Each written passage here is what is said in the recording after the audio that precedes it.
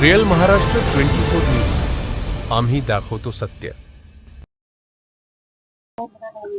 आमचं उपोषण असं आहे, लोकशाही मार्गाने कायद्या चौकटीमध्ये बसून प्रभाग 13 मध्ये जे बोगस मतदान करण्यात आले, बाहेरगावचे लोक, या बाहेरगावच्या लोकांनी आणून त्यांना मतदान केलं। त्यांच्या बोगस नाव बेलो, माजलगावचे तहसीलदार, माजलगावचे निवडणूक अधिकारी यांनी ते नाव समावेश घेतले आणि काही नगर परिषदनी ते नाव बोगस नावाचे जे प्रभाग असतो, प्रभागची चतुर्सीमा असते, चतुर्सीमाचे आज जे लोक आहे ते लोक खरे, बाहेरून काही 300 लोक आणले, हे 500, 600, 700, 800 अर्ज घेऊन ते बोगस मतदान केलं। आम्ही येदू साहेबाला सांगितलं आणि येदू साहेब तिथे आले, त्या जागेवर सिटी कॅमेऱ्यामध्ये कैद आहे अजून बरं का।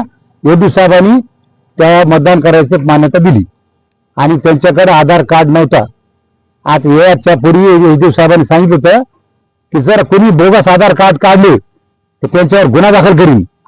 मग ह्या लोकांनी बोगस आधार कार्डचे मदत कशी केली? त्यांचे आधार कार्ड घ्यायला पाहिजे होते ना। 17 अटी आहे, 17 अटीपैकी एक तरी पुरावा घेणं बंधनकारक आहे निवडणूक विभाग मध्ये, तर आपण 17 मधून एकही घेतलं नाही।